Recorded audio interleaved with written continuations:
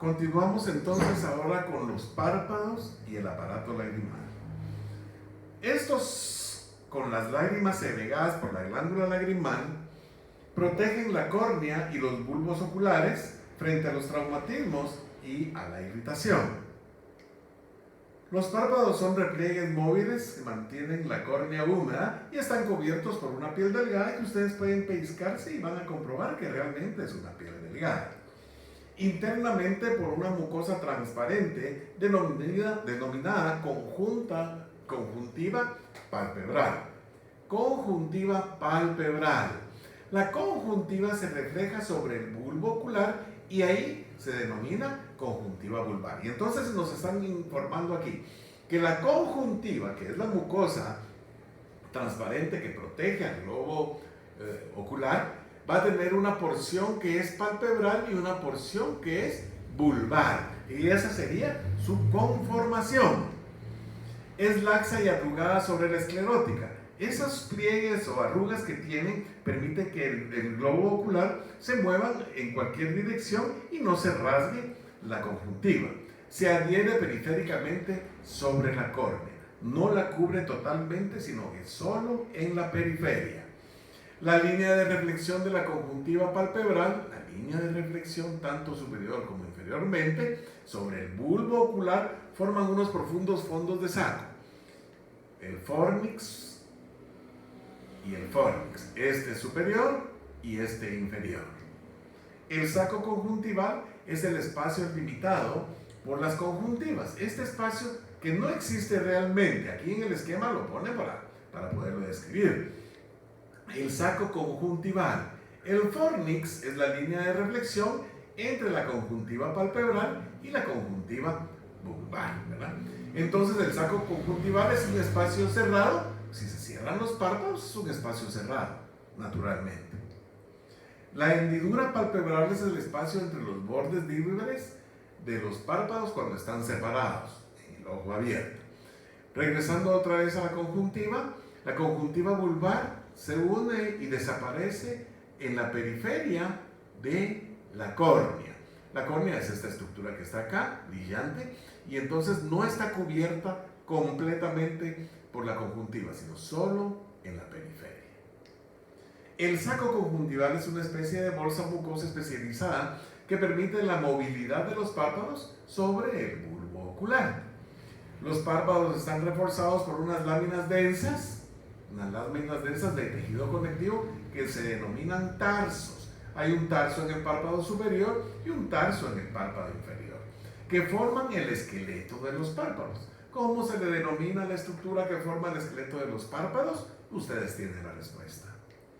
Algunas fibras de la porción palpebral del músculo orbicular del ojo se hallan en el tejido conectivo superficialmente respecto a los tarsos, pero profundos a la piel. Aquí tenemos la piel, aquí tenemos los tarsos y entonces podemos observar la porción palpebral del músculo orbicular de los ojos que se halla en el tejido conectivo superficialmente respecto a los tarsos, pero profundos a la piel. Miren cómo se usan aquí el término superficial y profundo para localizar a una estructura.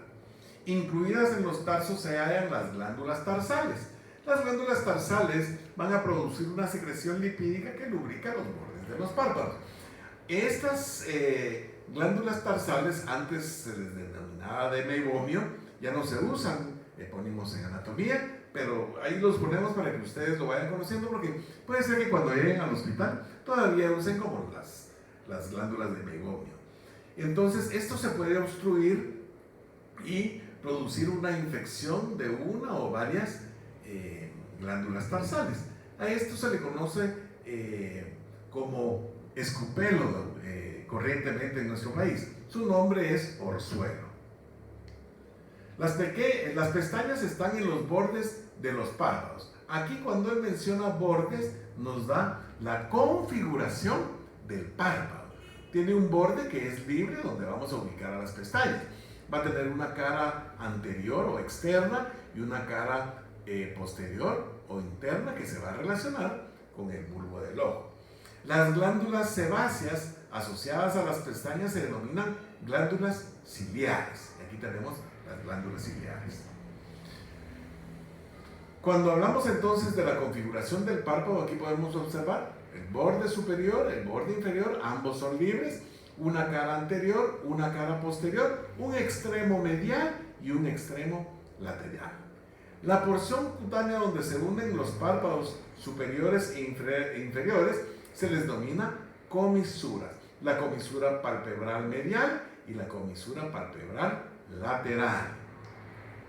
Las comisuras palpebrales definen los ángulos del ojo o cantos. Los cantos, como podemos observar en esta imagen, ¿sí?, se observan principalmente en los individuos que tienen origen oriental, los chinos, los japoneses. Ellos tienen bien acentuado el epicanto. Nosotros los latinoamericanos no. Entre la nariz y el ángulo medial, aquí está el ángulo medial con el ojo abierto, se halla el ligamento palpebral medial, que da origen al músculo orbicular del ojo. En el lado opuesto tenemos el ligamento palpebral lateral, que es más de sostén que de origen muscular, ¿verdad?, que de origen a algo muscular. El tabique orbitario, ya habíamos mencionado que todo este era el tabique orbitario, ¿verdad?, o el tabique fibroso. Pero aquí ahora nos pone el tabique orbitario, es una lámina fibrosa que se extiende desde los tarsos. Aquí puntillo una línea donde vemos el tarso inferior, el tarso superior, y de esta línea hacia arriba, en este caso, y hacia abajo o inferiormente y superiormente, el tabique orbitario, ¿verdad? Se extiende desde los tarsos a los bordes de la órbita, No proporciona ninguna inserción muscular directa. Ahí se continúa con el periósteo, ya habíamos mencionado entonces, la periórbita, el periósteo, ¿sí?, y sirve de contención a la grasa orbitaria. Debido a la continuidad con la periórbita, evita que una infección se propague de adentro o hacia afuera. Constituye la fascia posterior del músculo orbitario. Este es el músculo orbitario, porción palpebral, porción orbitaria y la porción lagrimal, que se encuentra profundamente en este punto. El aparato lagrimal, la glándula lagrimal con forma de almendra de 2 centímetros de longitud, situada en la fosa lagrimal del hueso frontal, porción orbitaria. Posee una parte superior orbitaria, y una parte inferior o palpebral. Y esto se divide a que ahí se ingresa la expansión lateral del músculo elevador del párpado superior. Olvido el término en este momento.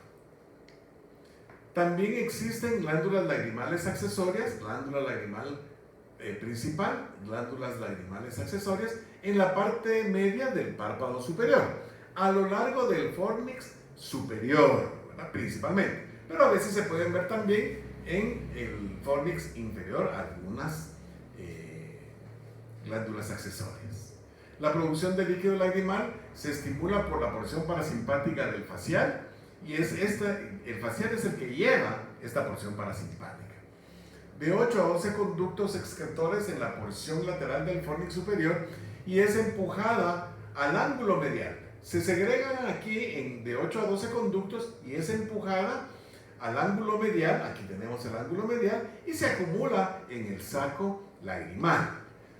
Desde el espacio triangular, aquí tenemos el espacio triangular, en el ángulo medial donde se acumulan las lágrimas, es el lago lagrimal. En el fondo del lago lagrimal vamos a encontrar nosotros la carúncula. Él no la menciona, en una imagen la pone el doctor Moore. Ahí podemos observar entonces el aparato lagrimal. Glándulas lagrimales, porción orbitaria, porción palpebral, aparato lagrimal. Las lágrimas drenan por capilaridad a través de los puntos lagrimales localizados en la papila lagrimal. Tenemos los puntos lagrimales y tenemos la papila lagrimal, que es donde se ubican los puntos lagrimales. ¿Cómo se le denomina a la estructura donde se localizan los puntos lagrimales? Y ahí tienen ustedes la respuesta. A través de los conductivos lagrimales, la secreción pasa al saco lagrimal, porción dilatada del conducto nasolagrimal. miren dónde se pueden originar las preguntas. ¿Cómo se le denomina a la porción dilatada del conducto nasolagrimal? El conducto nasolagrimal conduce las lágrimas al meato nasal inferior en la cavidad nasal, donde drenan en la nasofaringe y cada cierto tiempo pues son deglutidas junto con secreción mucosa y saliva de una manera no consciente. Ahí podemos observar entonces porción orbitaria, porción palpebral, aparato lagrimal, puntos lagrimales, conductillos, saco, conducto nasolagrimal. La inervación parasimpática es dada por las fibras secreto-motoras presinápticas que llegan al nervio petroso mayor. Estas ya mencionó anteriormente que son vehiculadas por el nervio facial. El nervio facial lo observamos aquí abajo en azul. Viene el nervio facial, llega hasta el ganglio geniculado y de ahí emerge el nervio petroso mayor con las fibras presinápticas parasimpáticas. Y miren, todo lo parasimpático va a ser secreto motor. Y luego, por el nervio del conducto pterigoideo al ganglio pterigopalatino, donde hacen sinapsis. La inervación simpática llega desde el ganglio cervical superior. No se observa en esta, pero ya sabemos nosotros que tenemos 3 ganglios cervicales de cada lado en la región cervical. Entonces, del ganglio cervical superior, ¿verdad?, va a emerger el nervio petroso profundo, el plexo periarterial de la carótida interna, y del plexo periarterial simpático de la carótida interna, el nervio petroso profundo. Se une con el petroso mayor y entonces forman el nervio del conducto pterigoideo. Espero que lo observen bien ahí, está en verdecito. Y entonces las fibras simpáticas atraviesan el ganglio pterigopalatino. Las fibras parasimpáticas hacen sinapsis en el ganglio pterigopalatino. ¿Cuál es la constitución de los párpados? Piel, tejido celular laxo, el músculo orbicular del ojo, la porción palpebral, tejido celular laxo nuevamente, plano fibroelástico, incluyendo los tarsos, fibras musculares lisas y la capa conjuntiva.